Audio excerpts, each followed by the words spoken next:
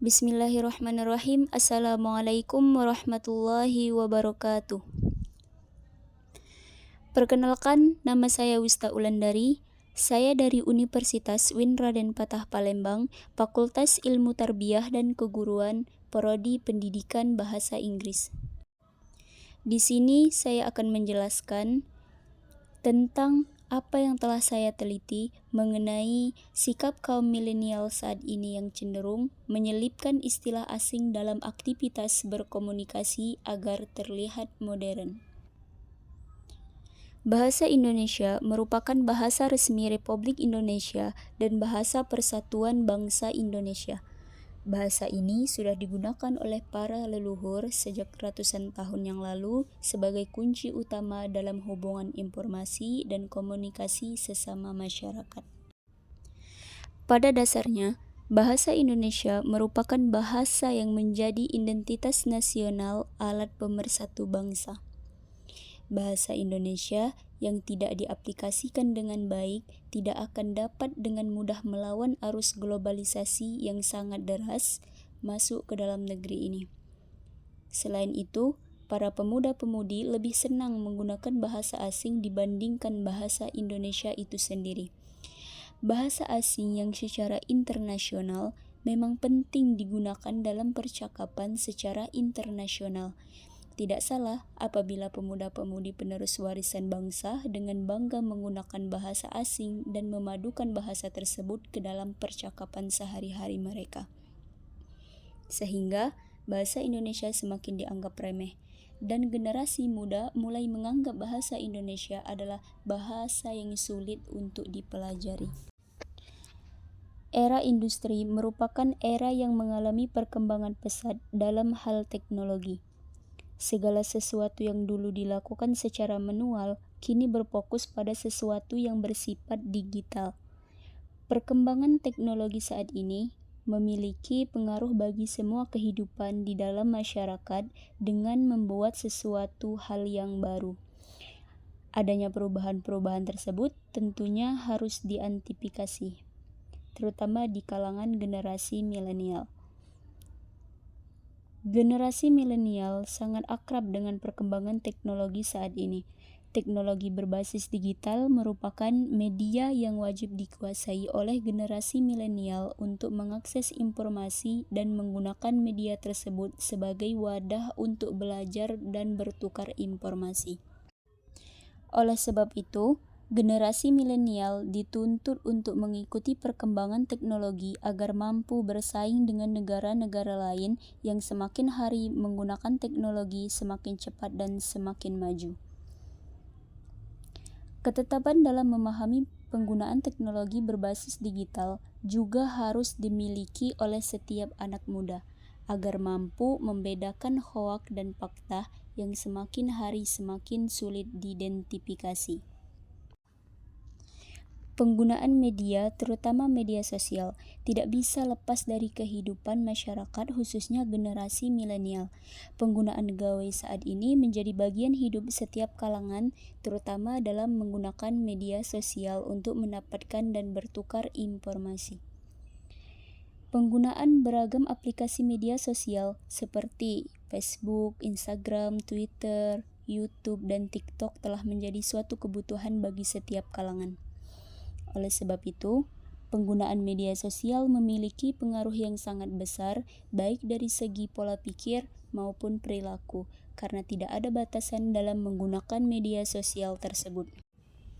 Melakukan interaksi di media sosial tentunya tidak bisa dipisahkan dengan cara kita berbahasa.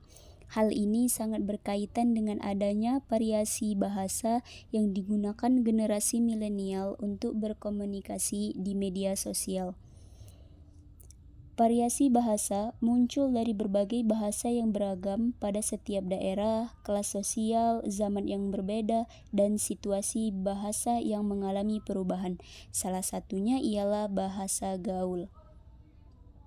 Maraknya menggunakan bahasa gaul dan munculnya berbagai kata dari istilah baru menyebabkan generasi milenial sulit menerima bahasa Indonesia yang baik dan benar dan memahami kedudukan bahasa Indonesia sebagai bahasa negara. Anak muda saat ini lebih tertarik menggunakan bahasa gaul yang membuat mereka lebih eksis di media sosial. Akibatnya, kemampuan bahasa Indonesia yang baik dan benar tergerus dengan munculnya bahasa gaul dan bahasa asing, sehingga keaslian dari sebuah kosakata dalam bahasa Indonesia akan sulit diketahui oleh generasi milenial karena tertariknya mereka dalam menggunakan bahasa tersebut. Media sosial telah menjadi kebutuhan di kalangan masyarakat, khususnya generasi milenial yang sangat memberikan pengaruh kuat dalam menggunakan bahasa Indonesia. Bahasa gaul yang digunakan secara terus-menerus akan menyebabkan anak muda tidak tahu menahu mengenai kosakata yang baku serta bahasa yang baik dan benar. Akhir-akhir ini, media sosial Twitter menjadi perbincangan oleh warganet karena munculnya istilah jujurle dan sonesnya yang menambah istilah baru dalam bahasa anak muda saat ini.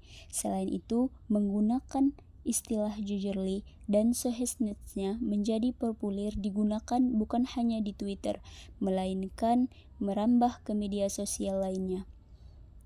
Anak muda yang semakin kreatif dalam membuat sesuatu istilah sehingga fenomena kebahasaan seperti ini sangat menarik dan menjadi perhatian bagi kita.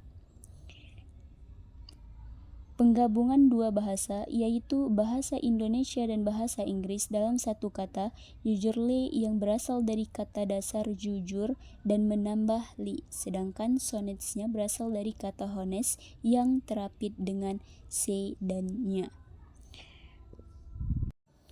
Pada dasarnya, semua orang dituntut untuk membuat sesuatu yang baru agar menarik perhatian semua orang, termasuk warganet di media sosial. Tetapi mengunggah sebuah konten yang menarik agar tidak ketinggalan zaman dengan menggunakan bahasa gaul sehingga dapat diterima di semua kalangan, utamanya generasi milenial, tidak patut digunakan. Sebaliknya, kedua unggahan tersebut harus menjadi contoh bagi anak-anak muda yang saat ini untuk berbahasa Indonesia yang baik dan benar. Bahasa Indonesia selalu dikenal dengan bahasa yang kaku. Bukan berarti sebuah unggahan atau konten juga kaku, melainkan kita menggunakan bahasa Indonesia yang baik dan benar di media sosial merupakan cara untuk mengajak dan mengaruhi generasi milenial menggunakan bahasa Indonesia yang baik dan benar. Selanjutnya, istilah mengsedih yang berarti sedih, mengcapek, mengkaget, dan masih banyak istilah-istilah baru dalam bahasa gaul yang mencantumkan awalan meng, walaupun tidak sesuai dengan kaidah pengimbuhan dalam bahasa Indonesia. Dalam buku yang berjudul Bentuk dan Pilihan Kata, menjelaskan bahwa awalan meng dapat digunakan sebagai bentuk kata dalam bahasa Indonesia. Awalan meng dapat mengalami perubahan bentuk jika digabungkan dengan kata dasar yang berawal dari huruf tertentu, misalnya huruf K, G, H, KH, dan huruf vokal serta luluh apabila dirangkai dengan huruf K, V, T, S.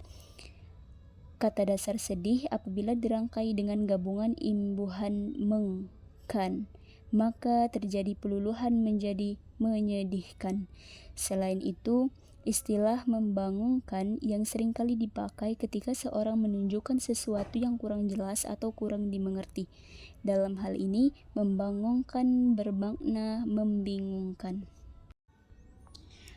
Kebiasaan menggunakan bahasa gaul akan membuat generasi milenial semakin sulit menggunakan bahasa Indonesia yang sesuai dengan kaidah kebahasaan, terutama dalam lingkungan formal. Generasi milenial akan sulit menggunakan bahasa Indonesia yang baik dan benar dalam berkomunikasi. Kalau generasi milenial terlena dengan istilah-istilah dalam bahasa gaul dan bahasa asing, maka posisi bahasa Indonesia akan sempoyangan, mempertahankan identitasnya sebagai bahasa negara.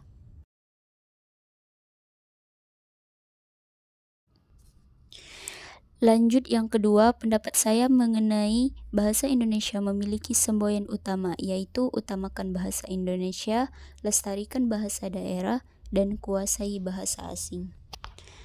Makna dari semboyan itu sendiri ialah Bhinneka Tunggal Ika yang tertulis pada pita burung Garuda Pancasila.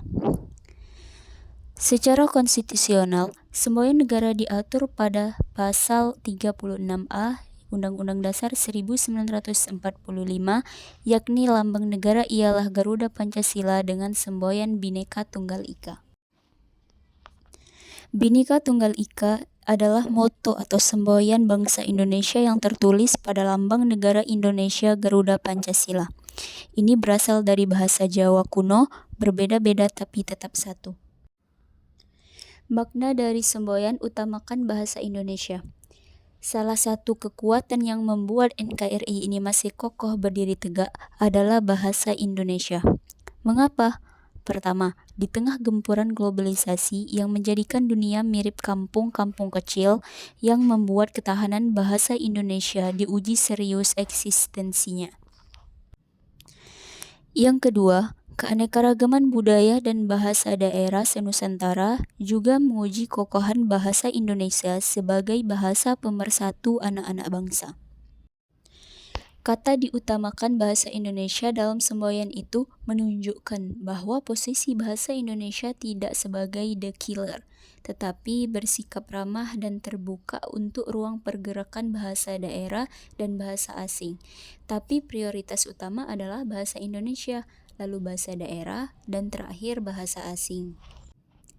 Dengan menyosialisasikan semboyan ini, terbangun sebuah mindset politik bahasa di tengah masyarakat Indonesia, bahasa Indonesia nomor 1, bahasa daerah nomor 2, dan bahasa asing nomor 3. Selanjutnya yang kedua, lestarikan bahasa daerah. Mengapa bahasa daerah ada pada posisi kedua dalam semboyan itu? Yang pertama, karena bahasa daerah itu merupakan ibu kandung bahasa Indonesia, sedangkan bahasa Indonesia terlahir dari rahim bahasa daerah Nusantara. Yang kedua, bangsa yang kuat adalah bangsa yang kuat karakter budayanya. Salah satu unsur budaya itu ialah bahasa daerah. Bahasa daerah merupakan penyatu interetnis pada level lokal. Selanjutnya yang terakhir, kuasailah bahasa asing. Penggunaan bahasa asing adalah peran yang harus kita lakoni. Mau tidak mau, suka tidak suka bahasa asing itu dipakai. Karena itu, kenapa semboyan kuasailah bahasa asing ada pada urutan ketiga? Artinya bahasa asing itu bukan untuk diperangi di era globalisasi, tapi kuasailah sebisa-bisanya. Tetapi ingat, itu urutan ketiga, bukan urutan pertama. Baiklah, mungkin cukup di sini pendapat dari saya. Sekian dan terima kasih. Wabillahi taufiq wal hidayah. Wassalamualaikum warahmatullahi wabarakatuh.